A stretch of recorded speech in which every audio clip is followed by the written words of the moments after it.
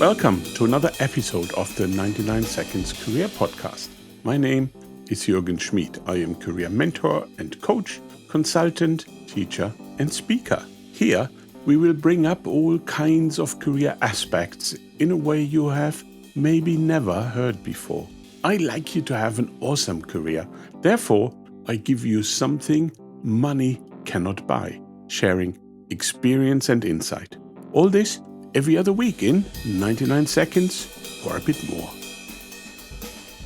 You don't have a second chance to make a first impression. You might have heard this phrase as it has become a cornerstone in discussions about social psychology. It neatly captures the importance of initial encounters in both personal and professional contexts. It emphasizes the need to present ourselves positively right from the beginning. For job searchers, that means that the first impression in an interview is crucial, which leads us to an important question. When does the interview actually start? Well, let's dive into the 99 seconds and find out. You might be surprised. Let me introduce Paul. Paul is a 35-year-old engineer who lost his job due to a reorganization. For 5 months now, he is looking for a new job and just got invited for a job interview at a company he would like to work for.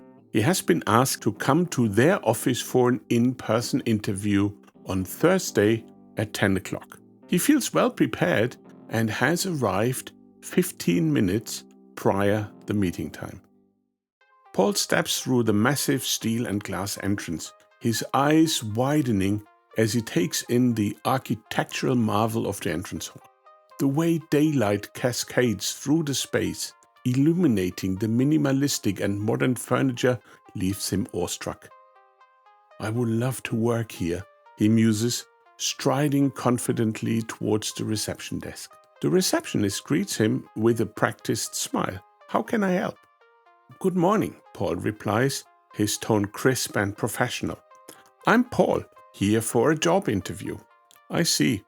The receptionist nods, turning to her computer. Let me check. Paul watches impatiently as the receptionist's eyes scan the large screen before her.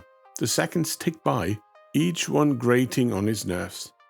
The receptionist hums, pivoting back to face him. I can't find any job interviews scheduled for today.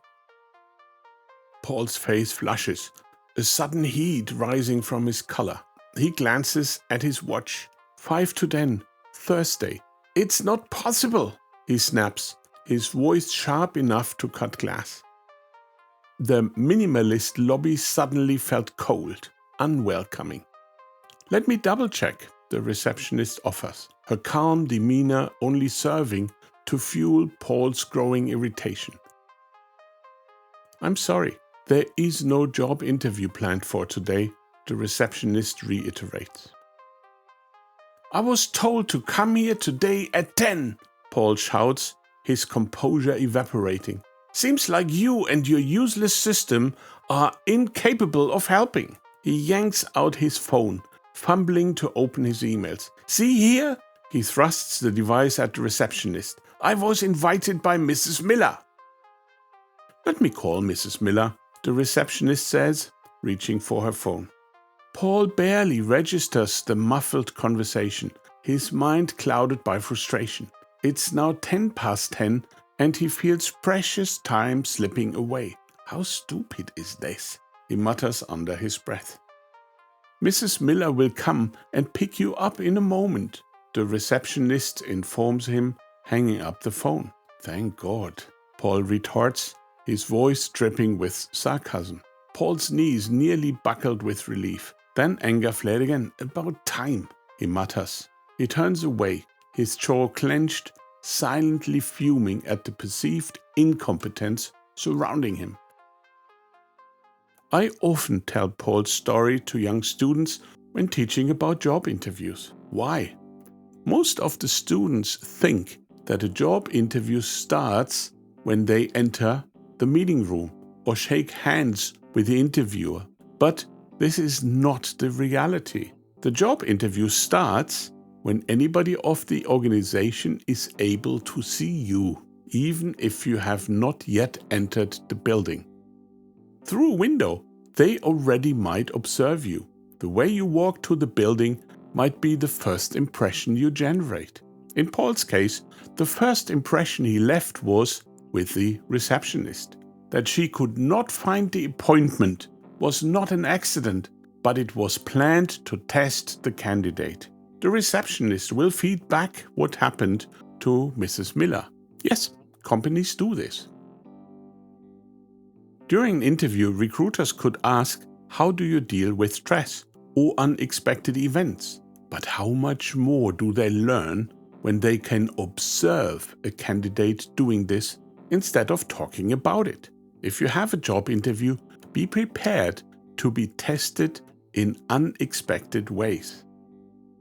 Here are some general tips that help in those situations. From the moment they can see you, expect to be on the radar. Always, always, always behave professional and respectful. Be nice to everybody. How you say hello to a stranger could be the first impression you create with the CEO. Have your elevator pitch ready. And if they offer you coffee or water, bring back the mug or glass. Don't leave it. Do you want to know how Paul's story continues? Here we go. Paul's frustration mounts as he waits, his foot tapping an impatient rhythm on the polished floor. He glances around the pristine lobby. The slick design now seems cold and unwelcoming. The minutes tick by, each one feeling like an eternity. Finally, a woman in a crisp suit approaches. Paul, I'm Mrs. Miller. I apologize for the confusion. Paul's relief is quickly overshadowed by his lingering irritation.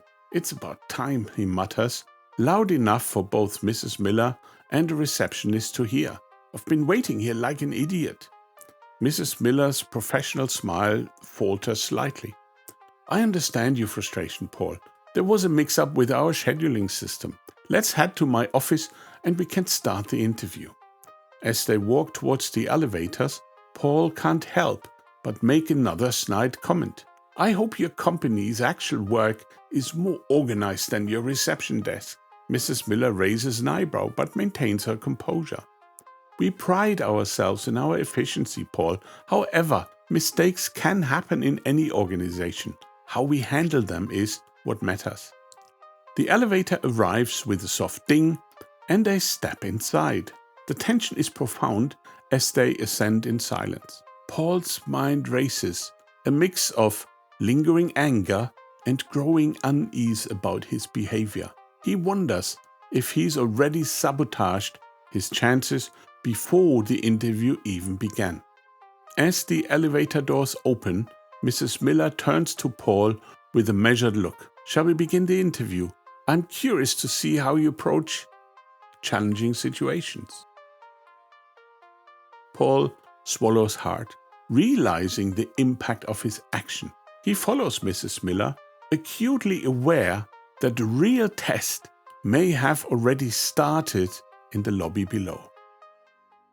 Whether Paul gets the job or not, I don't know. What do you think? Let me know in the comments. These were some thoughts about when interviews start. Share your career stories or challenges with me and let's continue the conversation. I would love to hear from you, whether you live round the corner or on the other side of the world. Use Spotify or my website to get in touch. If you like my approach towards career and professional development and want to get some more personalized guidance, please reach out. I am here to help. Hope you enjoyed listening and you will tune in for our next episode in 2 weeks. We will then reveal why it is not your fault if you do not hear back from them. And please don't forget to subscribe, leave a review, and share this episode with someone who might need a little extra career inspiration. This was another episode of the 99 Seconds Career Podcast. Thank you for listening and thinking along. I wish you success for the path you're following or creating. My name is Jürgen Schmid, and until next time, be the difference, remain curious and shine.